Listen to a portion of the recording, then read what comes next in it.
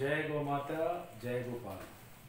आज के इस कड़ी में मैं कुछ ऐसे पहलुओं को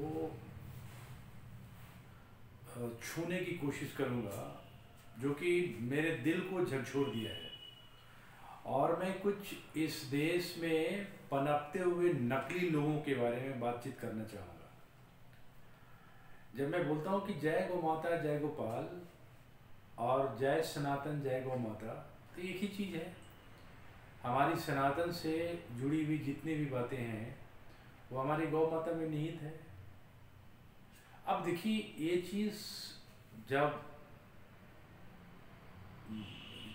जब मैं बोलता हूँ कि जय गौ माता, जय सनातन, इन शब्दों का जो इंग्लिश में बोलता है ना, etymologically stand for something which really depicts the whole cultural ethos of my country. When I say what are the cultural ethos, ancient civilization, कब से हमारा, जैसे एक जगह मैं पढ़ रहा था कि इस समय काशी विश्वनाथ मंदिर को किसी ने डिस्ट्रॉय किया, लेकिन काशी विश्वनाथ मंदिर कब बना nobody knows. हिस्ट्री भी यहाँ फेल कर जाती है, क्योंकि जो आर्कियोलॉजी में जो रिकॉर्ड्स हैं काशी विश्वनाथ मंदिर का, इनकी प्राचीनता के बारे में हिस्ट्री भी मौन है। लेकिन अभी जो नए नए संस्कारी लोग पैदा हुए हैं, संस्कारी लोग की जब बात होती है तो मैं कल का ही जो राहुल गांधी की जो भाषण है, हिंदू और हिंदुत्व, ये जो दिव्य ज्ञान इस भाई साहब को मिला है, पता नहीं किस क्लास में पढ़ा, कौन सी शिक्षा पाया, कब पाया, मुझे तो लगता नहीं है कि ये बंदा पढ़ा हुआ है, लेकिन फिर भी इसको जो सपोर्ट करता है, and he is heading one of the largest and oldest political party of the country, जो कि प्री इंडिपेंडेंट इंडिया में भी एग्जिस्ट किया था, मैसेज किया था। He started speaking on Hindu और हिंदुत्व। यदि कोई बच्चा ग्रामर भी पढ़ता है, उपसर्ग प्रत्यय की ज्ञान भी होता है, संधि और समास का भी ज्ञान होता है, उसे पता चल जाता है कि एक शब्द से कितने तरह तरह के शब्द बनते हैं। एडजेक्टिव यदि ये राहुल गांधी पढ़ा हुआ होता तो ये ऐसी बेवकूफ़ी नहीं करता जो इसने कल परसों भाषण देते समय किया राजस्थान में। अब जैसे बोला जाए, मैं इसके एक्सप्लेनेशन के ऊपर बाद में आऊँगा। उसने कहा कि मैं हिंदू हूँ, हिंदुत्ववादी नहीं हूँ। आई don't no, it looks totally ridiculous what kind of explanation he is putting forward. अब जैसे हमारी कहता है ना कि आपकी जैसी शिक्षा होगी या जो आपको जिस तरह की ट्यूशन दिया होगा, तो आपका ये जो सेरेब्रल कॉर्टेक्स है वैसे ही गंध या दुर्गंध से भरा पड़ा होगा। किसी ने बैठ के इस बच्चे को बता दिया होगा, ऐसे तो बाबा है, ही इज ए राहुल बाबा, लेकिन ही इज अराउंड 52 और 53 year old man. He is not, he no more a baba, he is a budha. अब इसे कोई बताए कि हिंदू से ही वर्ड हिंदुत्व होती है, बोलता है हिंदू अच्छा है लेकिन हिंदुत्व खराब है। मेरे देशवासियों, मैं इस बात को इसलिए बोलना चाहता हूं कि कहते हैं ना कि रोपे पेड़ बबूल के आम कहां से हुए। मैं ये जो सो कॉल्ड जो आज़ादी मिली है, मैं तो उसको बोलता हूं ट्रांसफर ऑफ पावर।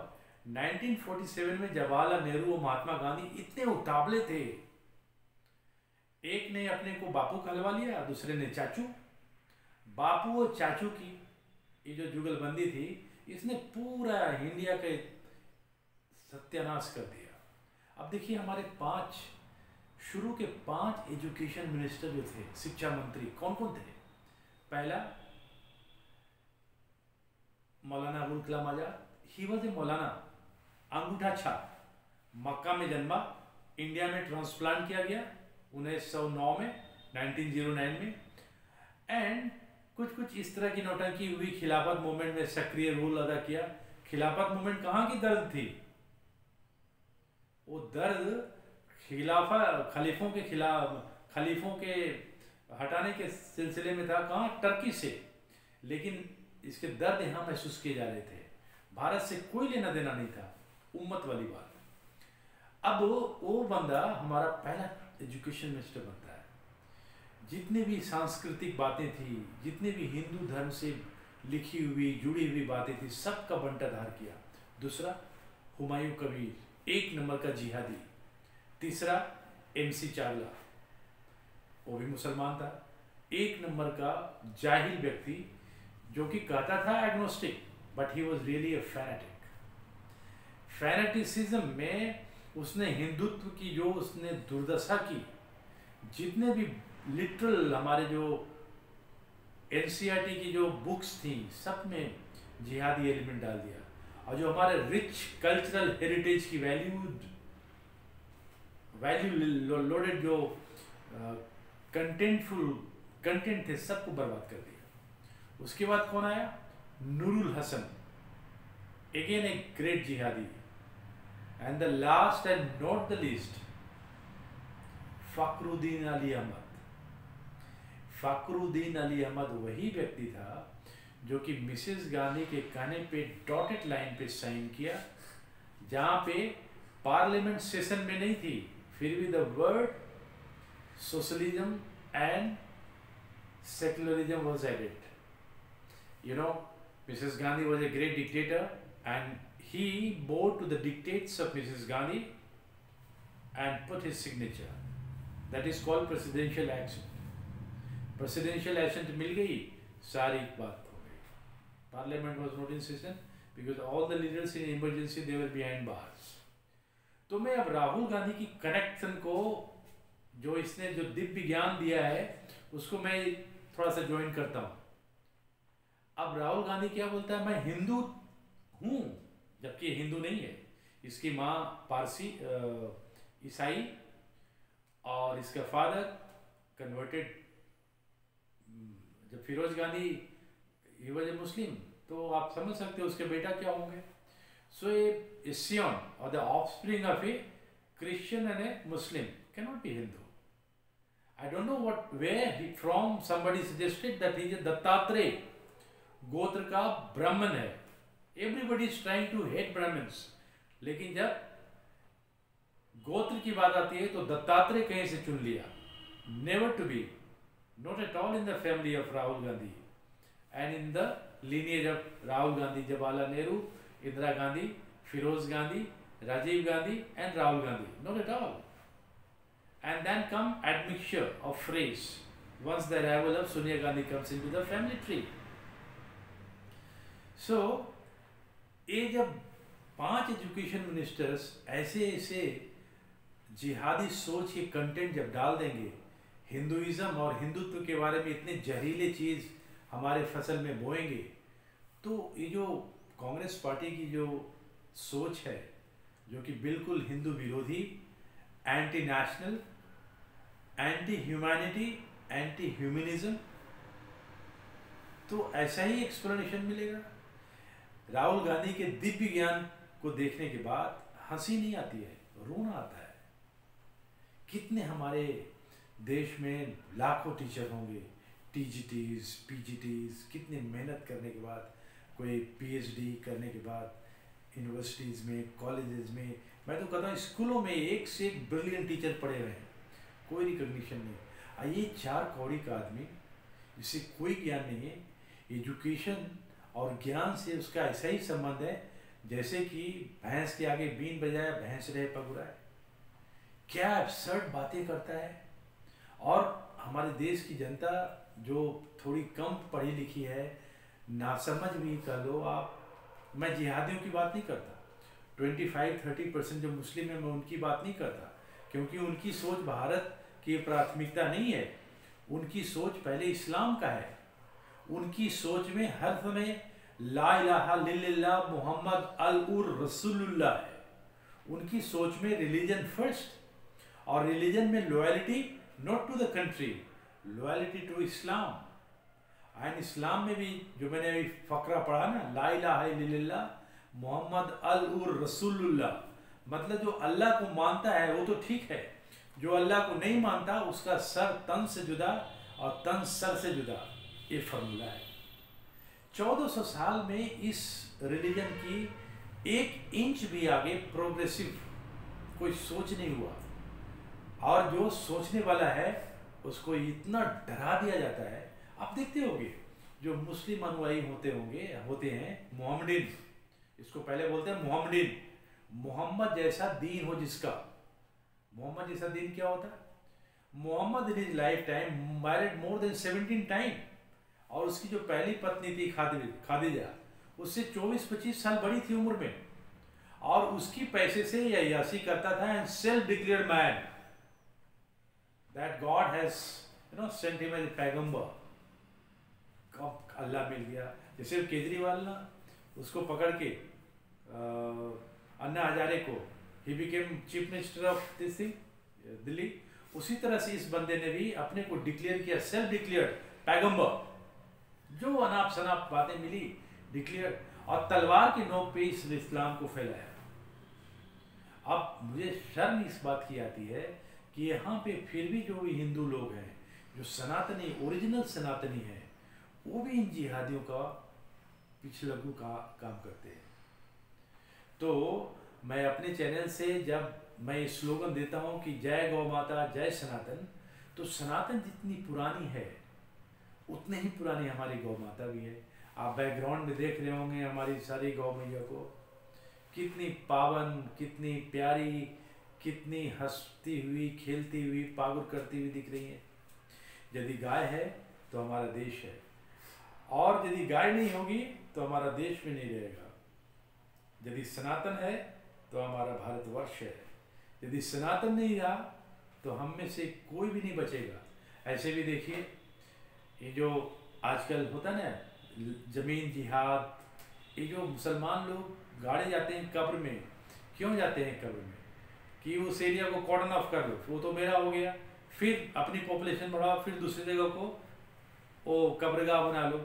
इसी तरह से कुछ कब्रगाह में, कुछ मजार में, कुछ इस तरह का वक्फ बोर्ड की जमीन को हथियाते हथियाते पूरे एरिया को ऑक्युपाई कर लो, पूरे भारतवर्ष की भूमि को ऑक्युपाई कर लो, and suffocate the Sanatani by strangulating them.